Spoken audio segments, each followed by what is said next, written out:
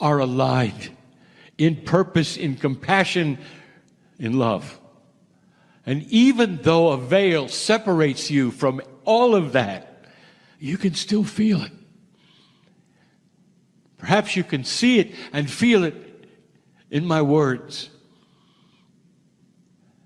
I was never a human. I am not necessarily a single entity, if you want to even say the word.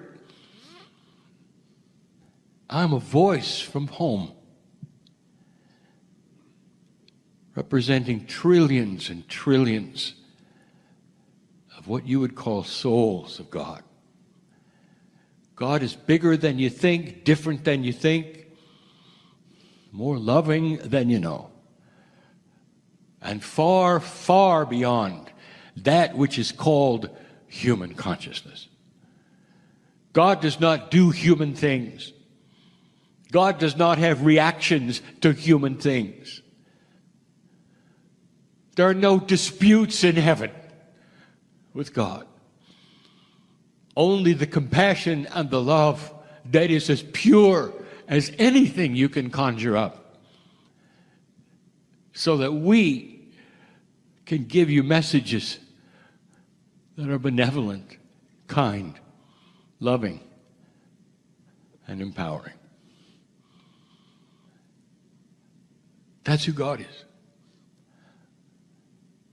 That's the kind of messages I bring. And I wanted to qualify that, if I never had before, of the purpose of channeling and what it's about. Never is it presented to conjure up a following. Never.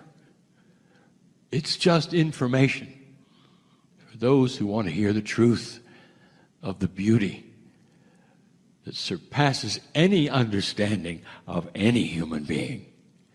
It's bigger than you know.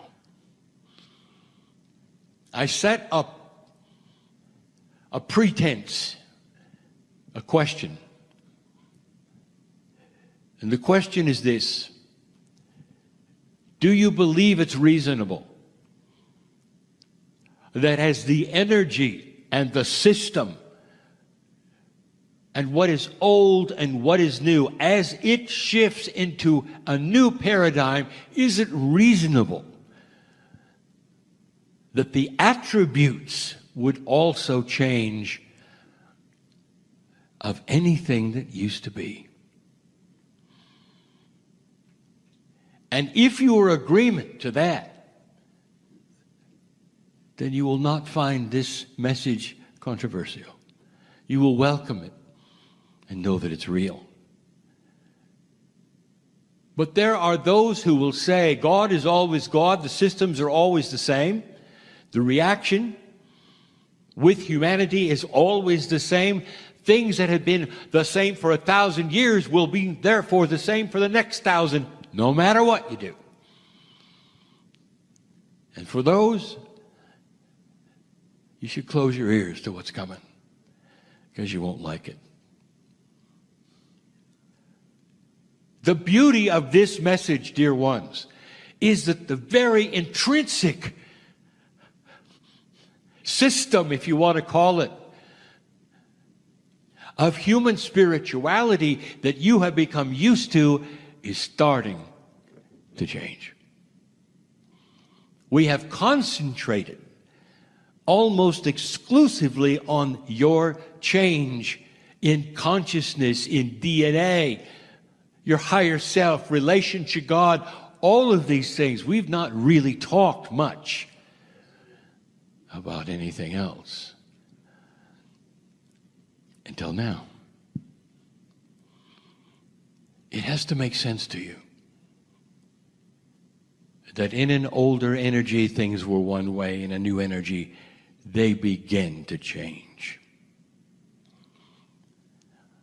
Perhaps one of the most stable things, and yet the most misunderstood, is the human Akash. It's stable in that you are aware of it. Let us again define it. Let's look at it together. The Akash is the energy of what has been. In the times that you have been on earth, which we would call your expressions of energy. You call them past lives. To you, life is everything. To us, we see life as passing. One to another. We see you in transition constantly. We always see you in transition. We see the soul which is you as ancient, and we also see it as forever. We see the potentials of your next life, all of you. It is your choice on this side of the veil, what you do, how you do it, but it's part of a system with the others who are also looking at the same thing. We never see a life. We see a system. In this, I say to you, especially those who have lost loved ones recently, that there is no death. You move from one system to another, from one paradigm to another. And the very essence, the personality, the soul, the beauty, the love, the compassion, all that you think is gone and lost isn't. It isn't. It's all still there, and the beauty of the system is that some of it passes to you, if you want to believe it or not, and others, part of the system goes literally into the veil of the earth, and it's complicated. Those human beings you think you've lost are still here in so many ways, and so are you in your past expressions. The complexity of the human system is far beyond anything that you've been told. Listen to me, every life expression you've ever had, part of your soul, goes into the planet and the grid when you leave and stays here. How does that make you feel to know that you're part of the dirt of the earth? That's part of the grid that starts to work with other human beings. Your wisdom and what you've learned stays here and works with your next incarnation. Don't be shocked and surprised when you walk into the forest and you feel family and you say, this is the greatest thing I ever felt, and you had no idea. You're feeling you. No wonder it feels good. What a system. But then there's the Akash. The Akash supposedly is an energetic record of what you've done. It is not organized in a linear fashion, and yet you want it to be. You want to then have a past life reader tell you who you've been and what happened, and the reader knows that all they're getting is a smattering of energy that is yours in the past. They cannot tell you really when. They can tell you what you're working on, what has been completed, what's beautiful about the cycle of the ones and the nines for you, and the freedom perhaps of karmic energy that you have now. And the Akash will be read like a book when it comes to that, and the numbers are obvious. It's also known for carrying past karmic energy. It's known for also prodding you to do other things. Sometimes the Akash gets in the way because there's unfinished energy. Things you have to dismiss, become unafraid of, learn from. That's all part of the past record brought forward to you today. There are those who carry biases, tremendous biases you're not even aware of. They're intrinsic. They're in you. They're in your DNA because of what happened to you last time or the time before or the time before. Remember, you shift in gender and race. You're everyone.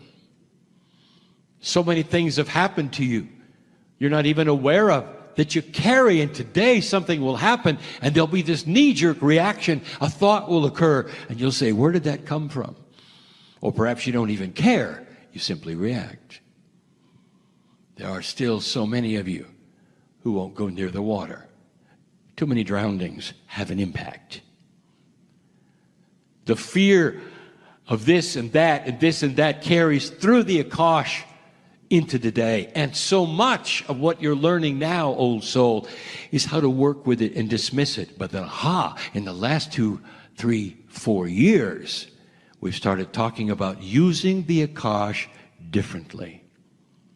Use it as a storehouse of knowledge that you can pick from. What is it you used to have that you would like now? What about health? What about a longer life? You earned it. It's in your Akash. All of these things we talk about, the lack of fear, self-worth, courage, it's all in there. You've had it all. And we've talked about this. Can you go get it? Can you work on it? And the answer is yes. And you ask how? And we say the catalyst is your innate. That which is connected to your higher self will start to work with you to give you the things you need that you earned that are already there in your Akash. Now that's new. But that's not what we're going to talk about today. The system of the Akash is energy-driven, not time-driven. But it is an energy of what happened. Therefore, there is something we have never mentioned in public channel before. And it's called the Akashic template. Let me explain it this way. The system that you have is built to help you. Your Akash is present to help you. It is a benevolent system to push you and pull you away from the fears you've had, to present things that you have to solve, to have completion in your life as an old soul, to move forward with self-worth. And the past is involved because it's in your DNA. It won't go away. You can't delete it. But you can solve it. You can use consciousness to dismiss it. You can throw away your karma, which we've told you 26 years ago to do. You can get into a state with your higher self that your Akash will then agree with. You can start to rewrite the things that bothered you. But that's not what I want to talk about. The template is something that has happened over and over and over, and in total benevolence, this template is then applied to each life to help the next one. But the template is based on old energy. Old souls all carry an old template. New souls on the planet will not past 2017. The very Akashic template of a newborn will start to shift. The newborns will not necessarily carry an old energy into this life because the transition of the shift is over. The year of the 9 has been completed. The 1 year is here, and the template begins to change. Now let's stop talking about the newborn for a moment and talk about the old soul and what the template may mean and what it is doing, because you're going to be surprised. What is it a human being has? Lifetime after lifetime, expression after expression. You are culturally allied to the template and lifespan. How old do you get before you die? When does aging set in? And you might say, wait a minute, that's not benevolent. What if I told you it was, dear ones, in an old system that has you die and come back quickly so that you can continue a beautiful, beautiful system. That if you lasted too long, if you were here too far, you would miss out on coming back quickly. What if I told you that the template actually is alive and well in you, that is still working on an old assumption that you've got to leave this planet in order to come back with new information that we talk about? Dear ones, that is the old system. It's a system of old souls. You leave the planet and you come back and you continue while you're young. You pick up the wisdom and you continue. Now, some of you are starting to draw the picture already. In this new energy, you're going to last a lot longer. The very consciousness that is promoted by the shift is going to have the ability to solve health problems, consciousness problems, self-worth problems. You won't be dying of broken hearts. You won't be dying because you're desperate or you don't believe in yourself. And that's all part of the old template. That when you get into that scenario, you leave the planet and you come back so you can continue. But suddenly, that's not the way it is. You start to pick up things from the old Akash. It keeps you alive longer and healthier. You're able to share more. You're able to have mastery in your old age. The old 60 is 80. And you move forward. You have no idea how long you're built to live, dear ones, with the DNA that you have. We've said it before. 100 years, way too short. The human body is built to live hundreds of years. It self-replicates. It repairs. It keeps going. But in an old energy, it does it badly. In a new energy, it won't. And yet you're sitting there with an old template that is designed to kill you. How do you like it so far?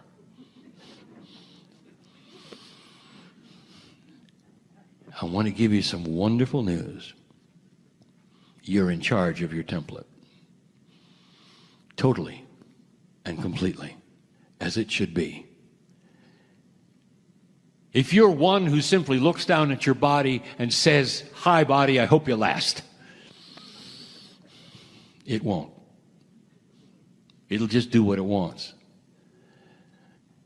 But if you understand you're the boss and you're in charge of all your cells, that your DNA responds to the boss, the consciousness is everything.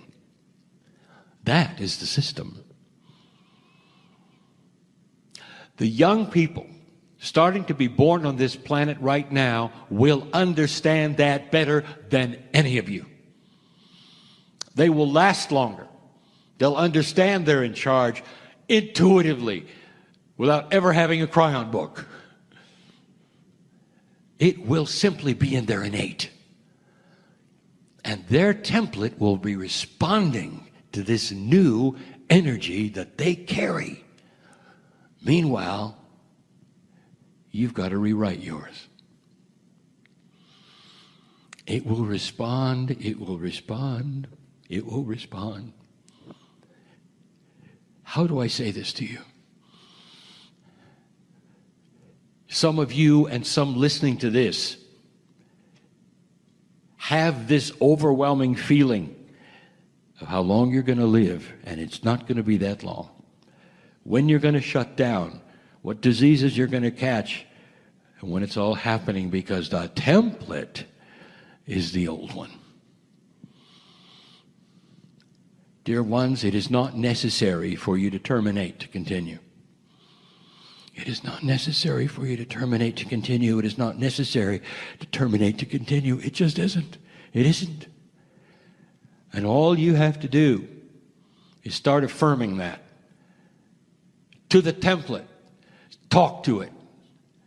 Dear cellular structure, I am here for the duration. And nothing in the past will determine the future of me.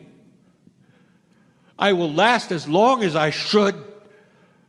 In all appropriateness, I'll decide when it's time to go.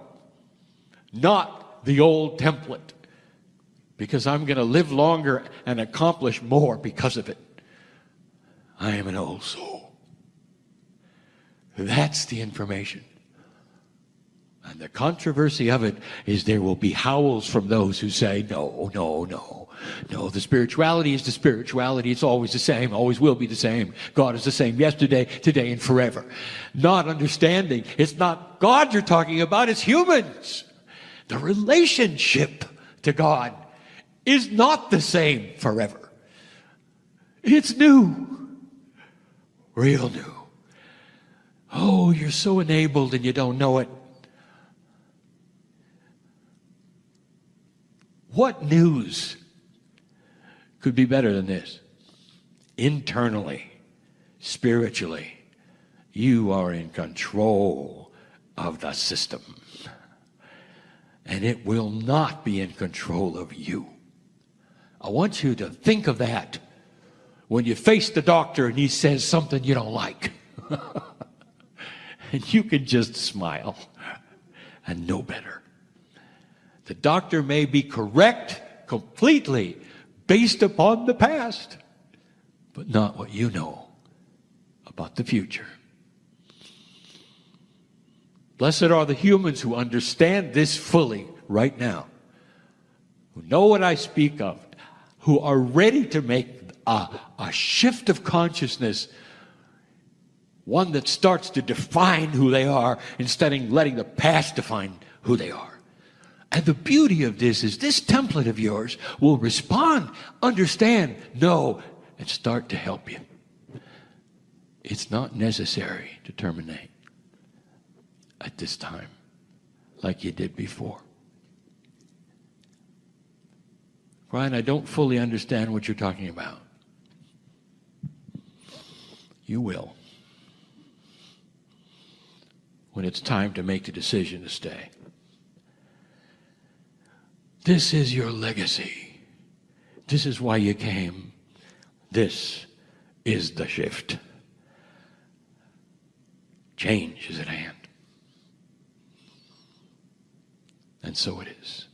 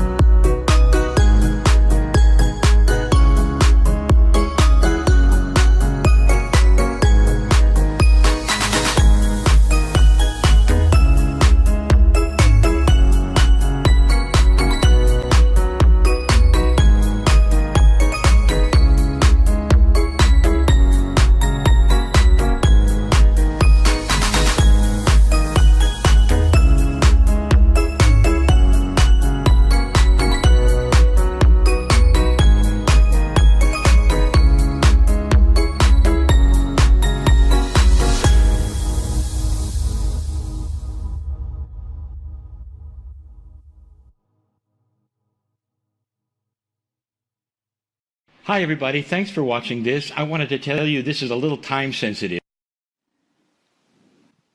Greetings, dear ones. I'm Kryon of Magnetic Service. Reaching the end of the day in a workshop is different than other times, for you've gotten to know one another. You've discussed perhaps some of the issues that you have. There's more coherence. That word alone means a connection. And whether it's a connection between those parts of your body or whether it's a connection between individuals, you can feel it. It's easier if you feel it than if you define it. Coherence is when you start to understand that there's an energy in the room. The energy loves each of you. The connection is complete when you start to visualize the silver strands of love and compassion of creation that go between each of you and make a puzzle complete. There was a day when my partner started to channel, and he was learning. And he saw others channeling. He didn't know which method was correct or what to do. He sat in the chair, and he shut his eyes like he saw many do in meditation. That was the beginning. Not much took place out of the ordinary until he started doing it in front of larger groups. And energy started to develop around the group, not my partner. As the group developed coherence together, the coherence was the connection between them, and that which was the creative source, the source of the connection. And that is when my partner decided to open his eyes. He never did it again. It distracted him. It interrupted the channel. It broke the connection for him because what he saw, he was not prepared for. He saw light going between people. He saw colors around people. He saw the process of coherence, compassion, connection, love, whatever you want to say. It was too much. My partner says he's not a seer. He does not see energy. But while he is channeling, he does. And he would never open his eyes again because the channeling was interrupted. It was stopped. Because what he saw as a human being, he could not conceive of. It did not relate. It did not compute. And for a few moments, there was even fear. What he got to see was divinity between you. I want you to feel what he saw. And in the feeling of this, a little teaching. The difference truly between an older consciousness and a newer consciousness, between a time of darkness and light, between that what was before 2012 and now, that is palatable for some of you. And there's a big difference. And part of it is what you are experiencing in the room. Coherence between individuals is much easier when you drop the barriers and try to feel and see God in each other. Can you sit next to a stranger and know absolutely that you're connected? You're connected because souls are big. They overlap one another. The energy is something that is collective. And you start to feel one another, even though you don't know each other. The difference between the old and the new, dear ones, is that there is far more coherence between you and the central source. And what this means is the old energy has you alone, working your puzzle alone, trying to figure out what you are supposed to do. A new energy in the light starts to give you a sense of coherence with everything around you, the puzzle around you, the people around you, and you get feedback. And in the old energy, you were not even sure. You didn't know. You questioned. You weren't certain. In the new energy, I'll give you a hint. We talk to you. We talk to you in situations. We talk to you in so many ways. And those who are in the old energy and used to the old energy are still perplexed. You don't understand what we're saying. So I want to talk about timing. Each and every one of you in the room listening is part of a grand puzzle between human beings on this puzzle, on this earth. Now, light workers, meaning old souls, you have a more complex puzzle than most. For you are awakening and cognizing the fact that there is more light than there was before, and you, of all human beings, know how to use it. You've been working the puzzle of light and dark for eons. The earth has an expanding population. That should tell you, where are the new souls coming from? They're coming from a pool of souls that haven't been here. And so that leaves you, who have, to guide the ones that have not. And you're not going to give them a course. What you're going to give them instead is coherence, love, compassion, understanding. But I want to talk about timing. You're unique. Each one of you, old souls, again, has a complete and separate path. What are you doing with your life right now? If you go around the room, if you sample who's listening, they'll all have a separate story. And so how can we give teaching instructions about how you're supposed to know if you're in the right place at the right time? Especially those of you who have a compelling feeling you're supposed to be doing something. So let's address that compelling feeling. It doesn't matter what the something is, dear ones, because it leads you into balance, or helping others, or helping yourself, or an exposition of the light that you carry. Almost all of you ask the question, whether it's how to discipline your child or whether it's how to write a book. These are the issues that make the difference in life, because you care, because you're asking Spirit, because you're asking other light workers, because you sit in the room or listen to the channel. There are so many projects and puzzles and issues.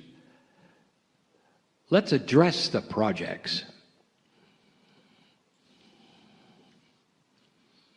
In an old energy, I give you a metaphor. You got a ticket to ride the train. Now that's a metaphor for you being given a push to do something. Now we have said this many times. The push creates a habit.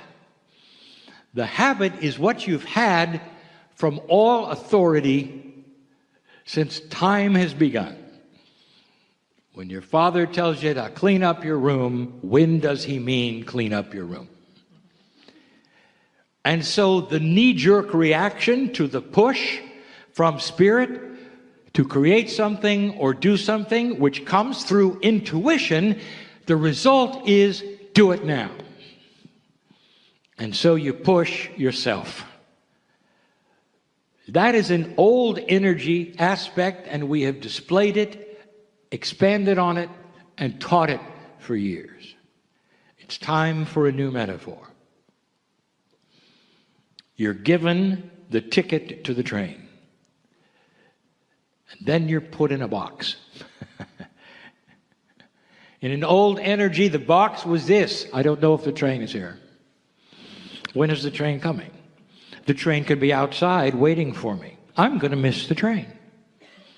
So I'm going to start right now. I'm going to be prepared. That push said I should do something. I've got the information. I know it's right. I got to write the book. I got to go over here. I got to start the healing center. I got to buy the land. I got to talk to this person or something. I've got to connect. That's the train.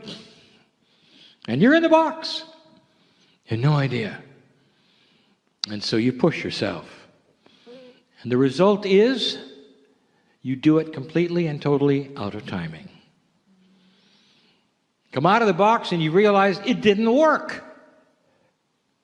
Then you start blaming yourself. You don't know where the train came and went. You missed the train. Of course, that's human nature. If the train isn't there, you missed it. You never said, well, it hasn't come yet.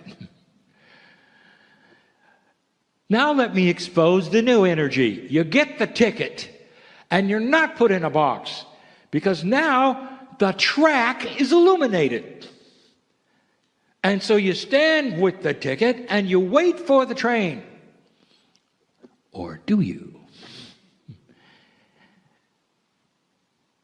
If the train is not on the track, that is a perfect signal in the daylight to say it's not ready yet. You're not getting on a train that isn't there. Are you getting this? When the train arrives, you get on it. And you begin the project. You finish it. You work on it. If the train isn't on the track, it means it's not time yet. Even if you have scheduled a time for your own project when you think you can, or when you should, or whether it's convenient, or whether it's efficient, it doesn't matter if the train isn't there. So in the new energy, the operative word is see the track, see that it's a signal to you. You're getting feedback. It's not ready. You're not in the box worrying, wondering. You're right outside looking at the track. And if the train isn't there, that means be patient. Schedule another time. Wait a bit, because it's coming. Look, you got the ticket. The ticket is the intuition you're supposed to do this. But now in this new energy, there is a beautiful thing to say to you, that you're out of the box looking at the track. Don't pull the old paradigms into the light that says you don't know, or it's not working, or you're stuck. No, you're not. The train isn't there. Simple. And then you're going to say, well, when is it coming? You know it's coming when the puzzle starts to be complete, when the things around you are moving so it's going to work. You don't want to start something that's going to fall on its face because others aren't ready, or because the information is not complete. You don't want to start that. That's old energy things. You've all done that, dear ones, all of you. You've made it happen too soon. You've jumped the gun, as they say, because you were in the box. You didn't know. You got information and acted on it. That's what humans do. But suddenly, an old soul with wisdom will get the intuition and go, I love this information. The train isn't here yet.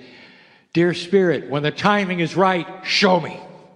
Dear Spirit, when the train has arrived, make it clear to me. That is when I will perform. That's when I'll act. And that's when everything's going to come to me that should come to me. Instead of me pushing and worrying and saying, why am I stuck? Am I getting through? It's beautiful. The light is here. Show when the train is coming. Rearrange your schedule to coordinate with the messages that are being given to you so clearly. Don't interpret the messages incorrectly. See them for what they are. This is new. There is guidance here in the way things are working or not working for you. And if you push and they don't work, stop and wait until the train arrives.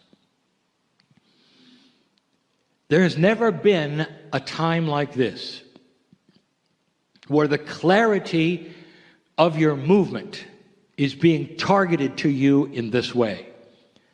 But so many of you listening to this are not understanding it.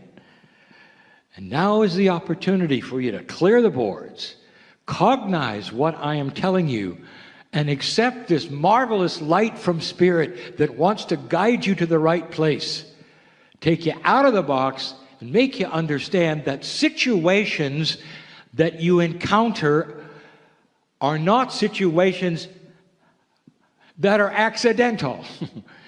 They're giving you a message. Go, stop, wait. Never before has it been so clear.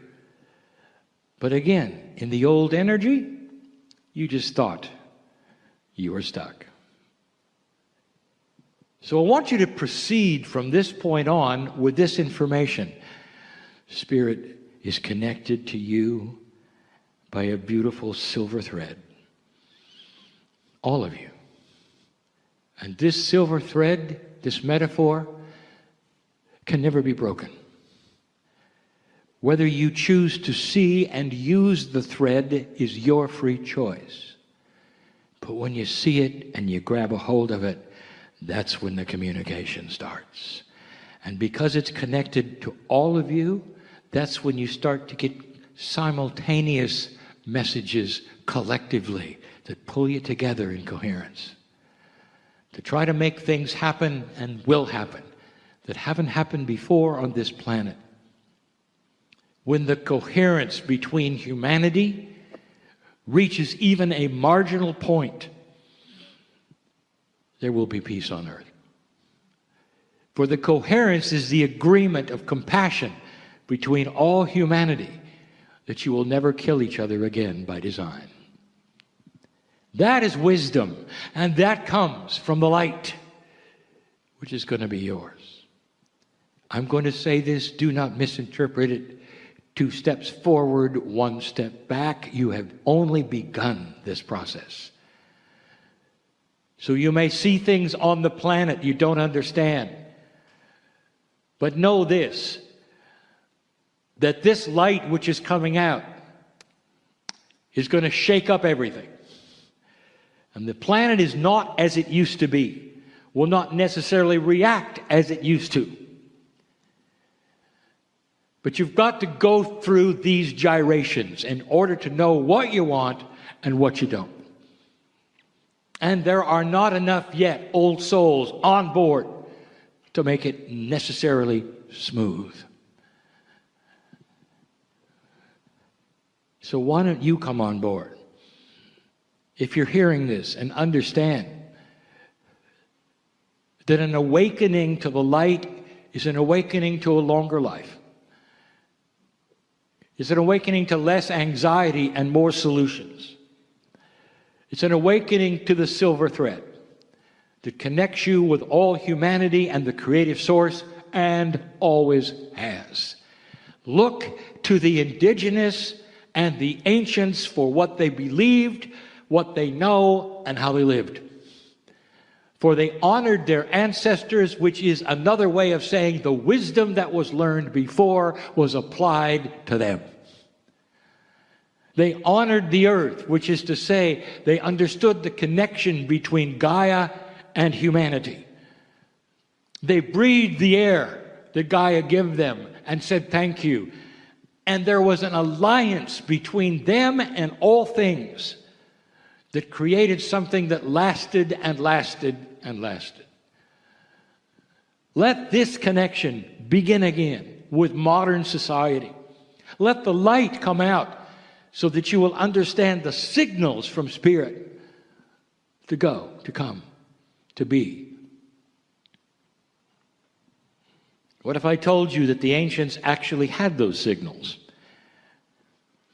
And they saw them in the animals, in the sky, in the stars, and the planet.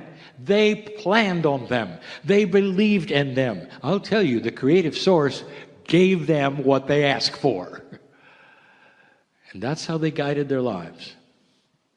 You lost it completely. Now it's time not to do what they did in that way, but to trust your intuition, ask for the guidance, know when the train is there. A return to what the ancients practiced and knew that was in general what is available today. I hope some of you leave this room differently than you came. Those listening, perhaps, can breathe a sigh of relief that nothing is wrong in their lives. You've got a beautiful ticket, some of you. And this beautiful ticket, intuition, says you've got this talent. You can put this together. You can do these things. But not yet. There'll come a time. It's going to be so obvious. You meet the right people, the right conditions show up. And you got to smile at that point and says, "Dear Spirit, here's my ticket." Believe it. Breathe easy, and you are known by God. And so it is. Hi, everybody. Thanks for watching this. I wanted to tell you this is a little time sensitive. Greetings, dear ones. I'm Kryon of Magnetic Service. There is so much sacredness here. And the sacredness is generated by the intent of those in the chairs. Anytime a human being will gather with another human being and say, "I'm here for one reason, I want to know more." I've heard some wild stories of perhaps things that are beyond my understanding that might change my life, might enhance those things that I would love to enhance. That's why I'm in the chair. And this creates a field in itself. Perhaps there are those of you who could feel that and have felt that and did feel that this morning when you walked in the room. Because of the numbers that are here, there is a field that is generated with intent that is so sacred and so beautiful. And it's seen. Oh, it's seen. You may have heard the premise that when you have a number of people gathered together, that there is enhanced not just abilities and power, but light itself. And with the intent that we are speaking of, it creates a field of light. Now, we speak metaphorically, but consciousness truly is a part of the physics that you study today. Is it too much to imagine that intent could be seen multidimensionally? It might even have a color, dear ones. You're very attractive when you're here with intent like this. There are so many different kinds of intent, even here in the room. Even those listening. There's casual intent, I think I'll take a listen. There's intent that wants to cognize everything that is said. I want to know more because everything you've said, Kryon, has either taken place or is happening or is going to happen, and I'm on board. And between those kinds of intent, there's all the shades in between. And dear ones, all of them are appropriate. The one who simply wants to take a look is doing so with free choice. You may take a look and leave and never come back. But in that crack that you took a look, you got to see and feel the idea that you're sacred. And those who wish to cognize what is here and what is coming may enjoy the channel tonight. We told you in the channel before that the title would be this: who do you think you are? Now that's an expression that humans would often use as an accusation. But the question in the form of the channel tonight is real. And the reason it's being asked at all, right now, the reason, you'll see in a moment. Because who you think you are shapes everything to come. Everything. Let's start this way. Let's start with the objections that some light workers have had about some of the concepts I have presented. And the objections are these: they don't work. Dear Kryon, I've heard you talk for now 20 years, and you've said you must speak to your cells. You talk to your structure, it's listening. And I have. I've got this issue, and I've been working on it, and I talk to my cells, and nothing happens. I've only one thing to conclude: doesn't work. Dear Kryon, I've heard you talk about compassion as being the key to changing those around me, to changing myself, to all of these things. I've tried so hard to be compassionate. Doesn't work.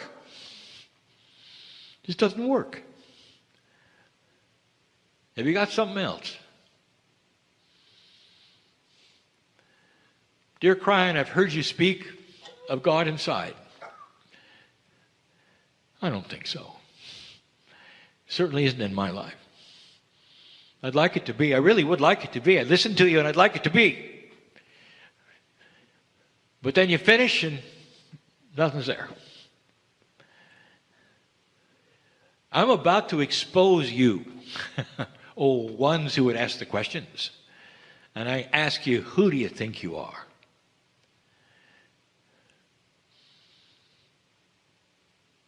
If you had to draw a list of who you think you are, what's it look like, dear human being?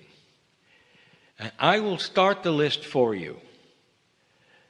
And it's fraught with bias, misunderstanding, disbelief, ignorance, and more.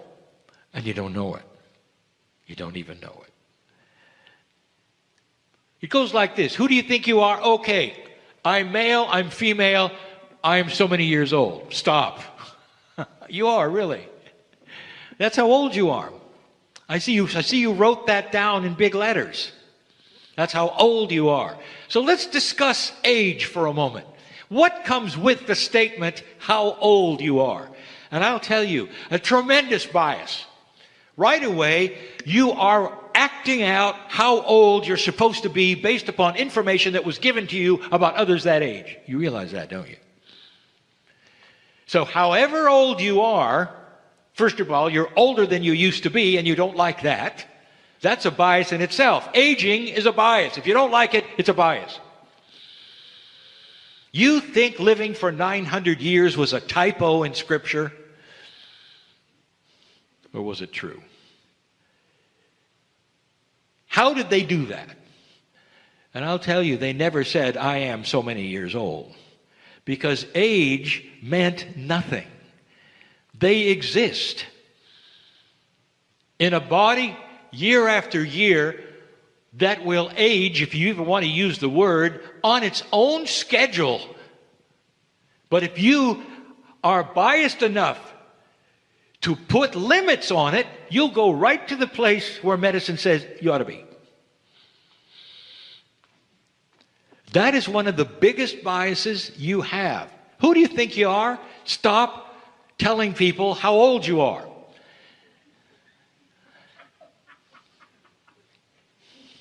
Do you realize what this carries with it?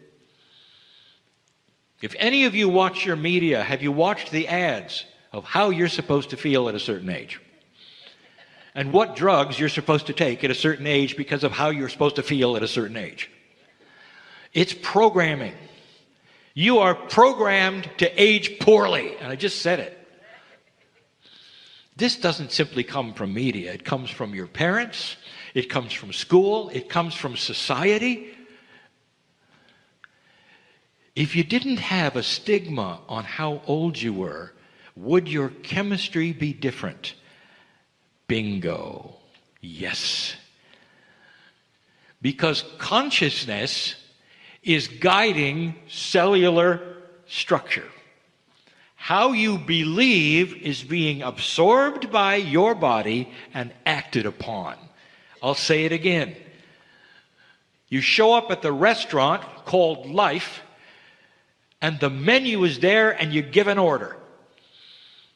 And then you start aging poorly. Dear ones, your food has arrived. You just ordered it, and here it is. It's as simple as that. It's on the menu, and you ordered it. And so you seem to feel a certain way because you have a certain age. Perhaps you have been told aging is a bad thing. So you continually look into the mirror to see if it's a bad thing. And your body knows what you're looking for and cooperates. It's a bad thing. Who do you think you are? Number one, I'm an ageless human being existing on this planet magnificently. I'm an ageless human being existing on this planet magnificently. And my body hears every single word I'm saying. And my cellular structure is clueless on how old I am. So don't give me a birthday party with candles, because we're not counting. I can't tell you how much that would do for you. Who do you think you are? Well, Kryon, I have a genealogy that doesn't really work for me. You see, here's what's happened in my family. Stop. You have just now told your body that any predispositions it might have with genealogy that is inherited is going to manifest. Period. That's what you told your body. And here it comes. Did you know what has been proven? Your genealogy is not in charge. Oh, it will come with inheritance. It will come with perhaps what you will call predispositions. Now, predispositions are there. They may even manifest. But dear ones, that's only if nothing happens around them. The cells of your body are designed to listen to the boss. The cells of your body are designed to listen to the boss. They are ready to be programmed. And the consciousness that you give them is the programming they will respond to better than anything else on the planet. You can program yourself out of any inheritance. Did you know that? Just like you can program your age, and the amount that you age is programmable. The amount of energy you have is programmable. And the programming to your cells comes from that which we call intent. There it is again. Consciousness, intent, can program a human being so that they can last longer, not be attracted to disease, come through life in a way that is spectacular in its peacefulness and its beauty and its elegance, instead of having to suffer through it. Number three, you don't know what's happened to me, Kryon. No, but you just told your body that whatever has happened is just awful. And that just means that whatever happens is going to age you, and it's going to make you a victim. You programmed yourself to be a victim. And if you didn't, others have. And it just depends upon who you listen to about who is God, what the relationship is, or whether you were born dirty or magnificent, programmed to suffer. Who do you think you are? Well, so far, you're aging badly, your genealogy is horrible, and you're a victim. Who do you think you are? That's who you think you are. I could go on and on. But here's what I want to show you. If that's who you are, how do you think that one thing that you're going to change is then going to correct everything? So the ones who say, well, that doesn't work, Kryon, give me something better, have already decided who they are. And they're used to a system that is linear. You may call it allopathic, it's not the right word. A system that is linear says this: no matter who you are, no matter what you've suffered, no matter what your genealogy, if you take a pill, it will help. Doesn't matter who you are, what you've done, it's going to help. And of course, you may have to take it again and again, but you get help. That's not this way. It's not the way it works, dear ones. Not with spirituality. The truth is this: how you think you are and what you believe you are is the precursor to all of the things I teach working. Did I say that correctly? You've got to change your belief before any of these things are going to come to fruition in your life. If you're going to talk to your cells, you can't give me a list that says, here's who I am. Now I'm going to talk to my cells and it's going to change everything. You've got to start at the beginning. And the beauty of this teaching is this: once you start to cognize the fact that you are magnificent in the eyes of God, of nature, you belong here, everything starts to snap in place. Because truth has that about it. It rings in your body. The cellular structures will, if they could talk, they will say, well, it's about time. What do you have for us today? What's your order today? What's on the menu today? How about health and peace and you name it? What about a system where the years don't matter? That there's no stigma anymore. That your body has to do something at a certain time because you've assigned numbers to it. This is not true. It isn't.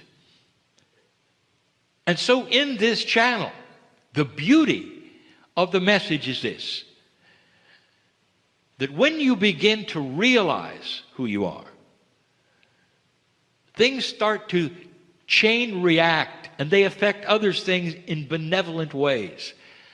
It's almost like the truth rings in your cellular structure to such a degree, in such a way, the strings on a guitar, for instance, that are tuned together, and you pluck one and the vibration affects the other, and it comes into tune and affects the other, and it starts to vibrate and come into tune. And soon the body gets it. And then all the things you've been telling each string for all these years and all these points, 1, 2, 3, 4, they start to drop away. And you start to realize that just wasn't right. That wasn't right. Here's something we brought up before. This is important, dear ones. It has to do with the integrity of knowledge. This is important. Some of the most profound things you may have learned from your instructors from your priests, through your shamans, are now starting to drop away in their accuracy. And in that, you feel you will betray them if you cross over to a new truth. That is very real. And you will say, well, but my parents gave me this. And it's what I believe. The mom and dad, they gave me the best they could. It's what I believe. I really loved this pastor I had, and he was just the best man. He's gone now, but I'll always remember what he told me. And that's the way I live my life right now. And suddenly we come along with a whole different idea that goes beyond any of that. And many won't move off that peg because of this. The integrity of the people that you loved who gave you truths that now are starting to slip away. And how do you get through that? Well, there are several ways. Number one, if they're deceased, they now know better. They're here, they're cheering you on. But number two, in your memory, they were giving you in full integrity the best they had. The best they had. And there's nothing wrong with that. If they had what you know today, do you think that they would give that to you? They would. So there's nothing shameful at all or betraying about moving forward and accepting a bigger truth. You control your biology. You control not only how you age and how fast you age, but what happens chemistry as you age. This is so important because part of the scenario is how disease would attach itself to you. I've told you before that as human consciousness starts to evolve to a higher level, it will change the entire body. Because all of your cells are receptors and listening for instructions. And a higher consciousness will give higher kinds of instructions. And in that, eventually, there will be a body that will not accept disease because it's smarter than it used to be. You all understand that you have something called the smart body. And again, I'm going to give you the example of how consciousness works, like homeopathy. You accept homeopathy. Interesting, isn't it, that the fact that this country doesn't have much homeopathy is political. And it's not what you think. It doesn't really have to do with your medicine. It has to do with what happened with the English. When you became Americans and won that war, by the way, you did, you threw away everything European. You threw away their accent, you threw away their medicine, you threw away their religion. You didn't want anything to do with the Church of England, on and on. And part of that was homeopathy. And today when you go to Europe, it's everywhere. And here, it's nowhere. Let's talk about that. Not the fact that it's anywhere you want to find it, dear ones, in your country, you can find it. But the idea of it, it's a conceptual idea that works with the body. Again, we tell you this. Listen to this and understand the logic. A tincture is a design of a minuscule chemical that would send a signal to the body of what the one using the tincture is asking for in healing or peace. Not limited only to chemistry. And the science will look at the tincture and say it's too small for a chemical reaction anywhere, anytime. It's simply too small. Therefore, it cannot do anything chemically. And they're right. They're right. And yet it works.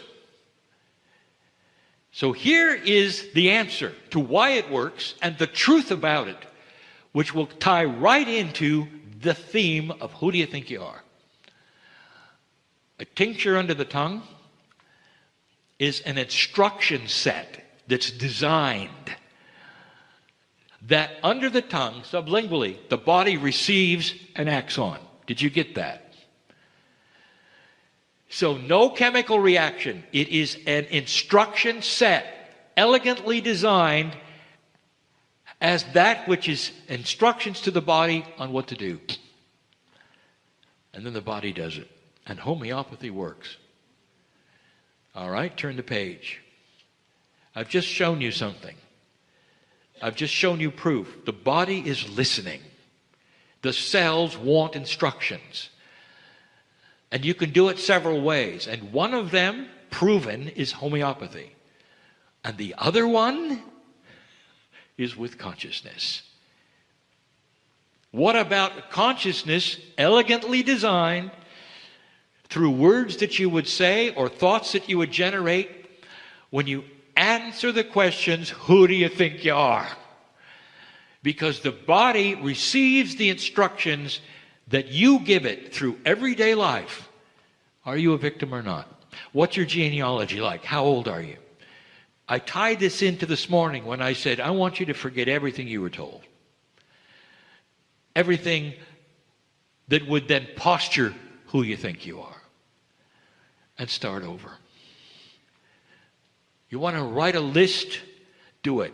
Read it out loud? Do it. Let the body hear it? Do it. I am an ageless human, magnificent, here on purpose to create light. My genealogy is controllable and programmable. And I give it instructions daily. And you go on from there. The things that happen in my life, I have brought to myself. And now, in that I understand it, I will no longer bring negative things into my life. What are your weaknesses? Don't list them.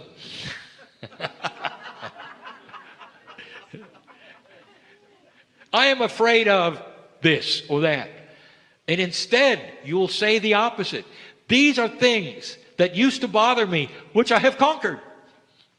And your body hears it and sees it. And they are simple things. They're habits that you can cure instantly. As easy as my partner did with being seasick all of his life. And in one session, he was no longer. Dear ones, this is the power you have. And it's not simply about ridding yourself of some awful disease. It's everyday life. One of the attributes you might say, I get angry easily. If you said that, and you think that's you, you will get angry easily. I have buttons that people press when they talk about religion and politics. My mother bothers me. I have trouble with my family. And the body hears it all. That's who I am. Who do you think you are? That's who I am. And you think you can come to a meeting and hear something about how to correct this or that and try it and it's going to work?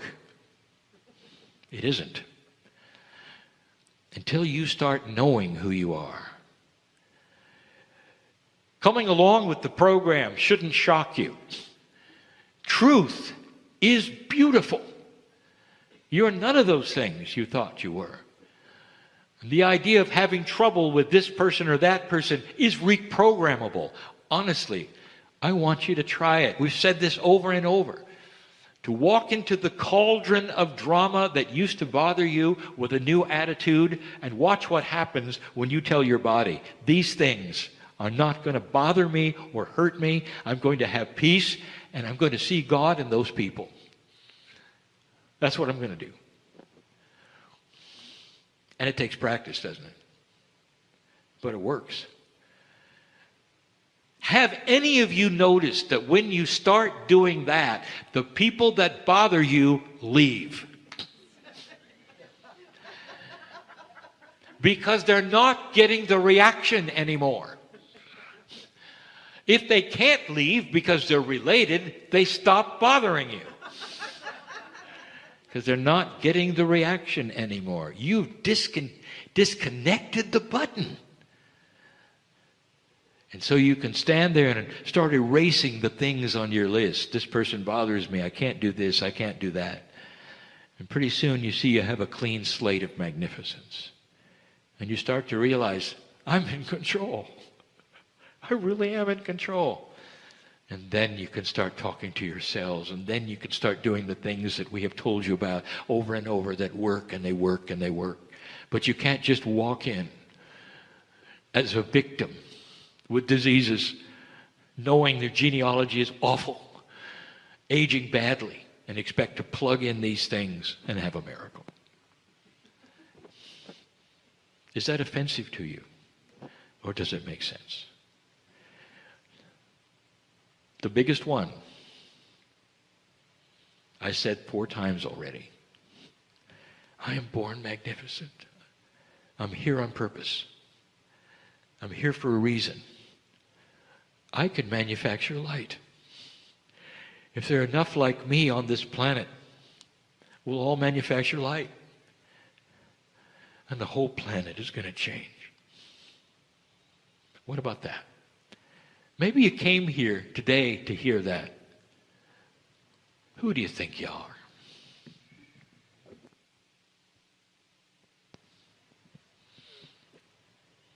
I am talking to old souls who can do everything I've said.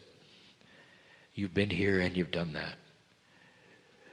You have an Akash that is filled with wisdom of how things work. What I've just given you is not pablum for the soul. It's advanced.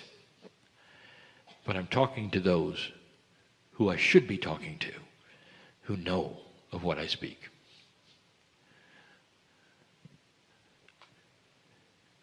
I'm in Kryon in love with humanity. And so it is. Hi everybody, thanks for watching this. I wanted to tell you this is a little time sensitive. Greetings, dear ones. I'm Kryon of Magnetic Service. I wish to continue the theme of love.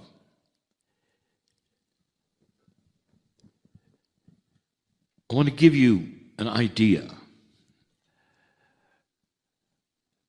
of something so simple, yet so powerful. And within the explanation, to show you how some of the older paradigms of the planet might have to be broken in order for the simplicity to come through. What if I've told you that you have overcomplicated God? This comes, dear ones, from the humanism idea that grand things must be complicated. The old paradigm of human perception is filled with old consciousness and old ideas and old ways. Good for their time, working for their time, but it doesn't mean that you have to pull them in to something that is brand new. We've spoken of the energy which is new. It's not the energy necessarily, dear ones, it's the paradigm of reality, of what is today as opposed to what was yesterday. And here's how it goes.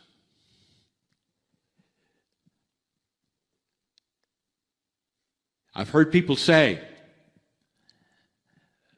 Kryon, we listen to you. We like what you have to say, and we're starting to apply some of it. However, we need to know something. What is your belief system? What are you teaching? And what I would say back to that is there is no system. And the human would say there must be. For when you look around the planet, all of those who believe in the creative source have some kind of structure. And in that structure, there are rules. And in the rules, therefore, are the right and wrong ways to do things that would then enhance the worship or the knowledge of the Creator. Kryon, in that, where do you fit? What do we tell our friends when we say we want them to hear Kryon and they say, well, what are the rules? What's the system? I want to ask you something. What if, just for a moment, follow this idea that you could pretend for just a moment that your soul could stand before the Creator of all things, all by itself, and suddenly the eyes of God were on you, and you could ask the question to the creative source, what is your system? There would be a smile and an overwhelming feeling of caring and compassion when the creative source said, there is no system, there is only love. And if you came back to the planet, you would say, you know, there is only love from the creative source. And the humans would say, well, yes, that's correct, but you are not God. You have to have a system in order to make sense of that which you don't understand, which is God. And this is the difference, dear ones, between an old and a new energy. What if I told you there is no system? Love is not a system. Love is a reality. It is an existence. It is what it is.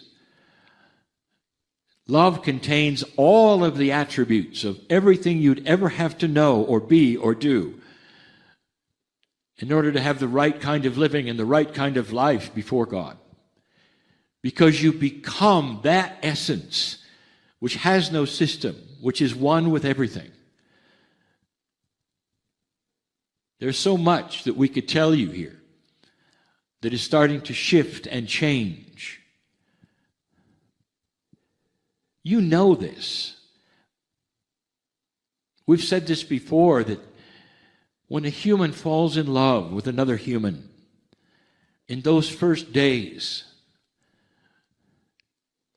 when it even affects your system, and you feel just a little crazy, and it's beautiful, that should tell you right then, if one of you asks the other one, well, let's stop for a moment and analyze the system. You don't, because there is no reason, because love is pure and complete. And if it's true love, it lasts a very long time because of those attributes. If you walk into nature, dear ones, in the middle of the trees and the forests,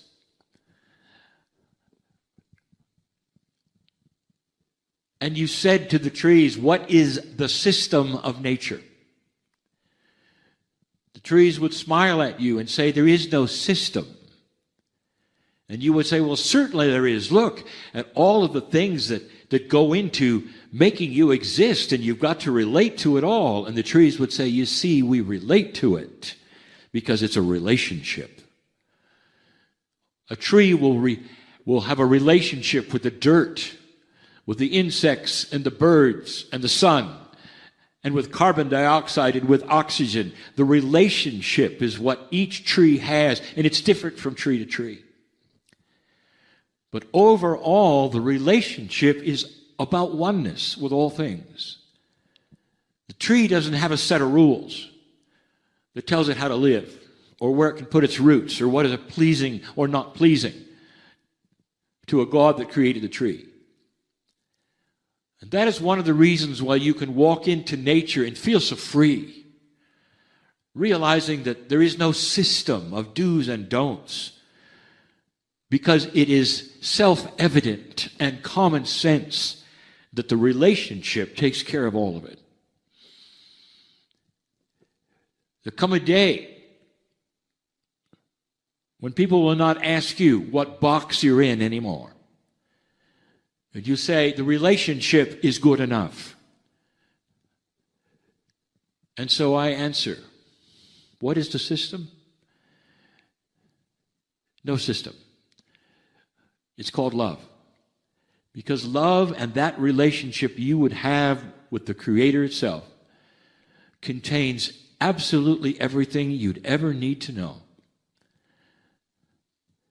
When you have love and compassion,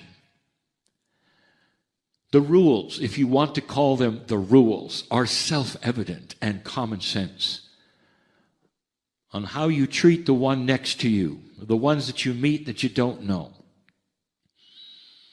The attitude of life that you would have walking into strange places. It changes the way you think about luck, if you even want to use the word. It starts to make you understand that the relationship to the Creator is a design that you create as well. And where you walk, you create love. This is simpler, dear ones, than a set of rules that you have to adhere to. Do you really think that the Creator of the universe cares what you wear? And there are those who do. Because in an old energy, they have created human rules with human ideas and human perceptions, thinking that these are what God would have. And in a new energy on this planet that is starting to appear, all by itself because of what you've done, and this shift starts to become self-evident, more and more will turn away from a system, a belief, and instead intertwine themselves in the beautiful relationship of love. We have said so many times that the word love to you has so many meanings and it only goes so far, but I will say to you that it is endless and it's enormous. It's more beautiful than anything you can even begin to imagine. The light of 1,000 suns is a drop in the bucket to the light of the love of the Creator.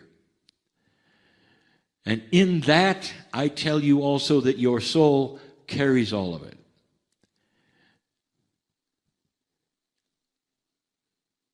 When the prophet Elijah walked into the field, he was going to ascend, and he knew that. And the ascension of Elijah is a metaphor for who humans are.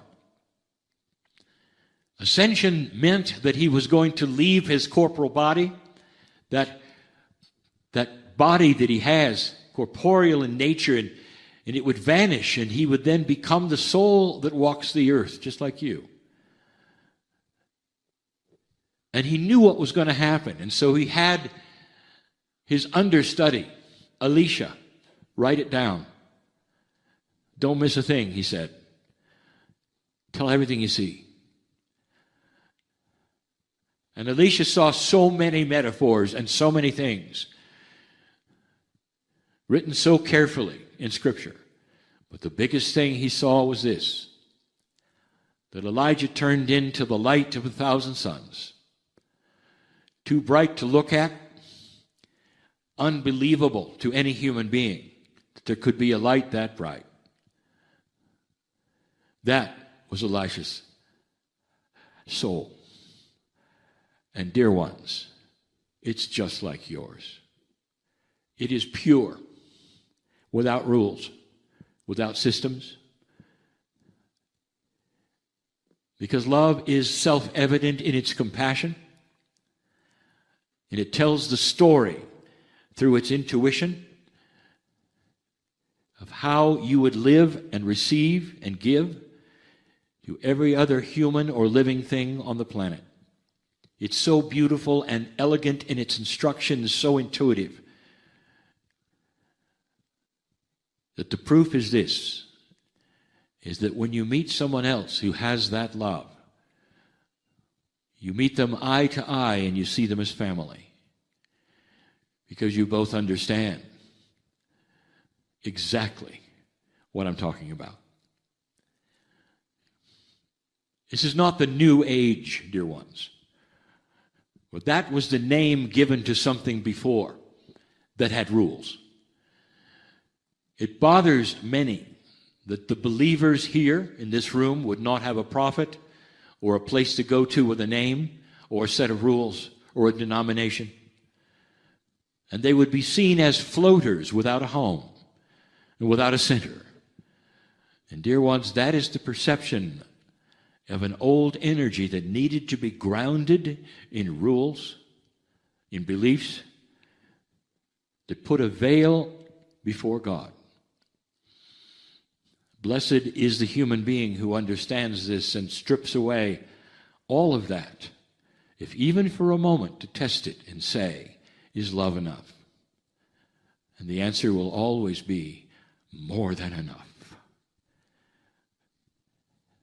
This is the message we will continue to give on this planet that continues to change with new paradigms that become self-evident.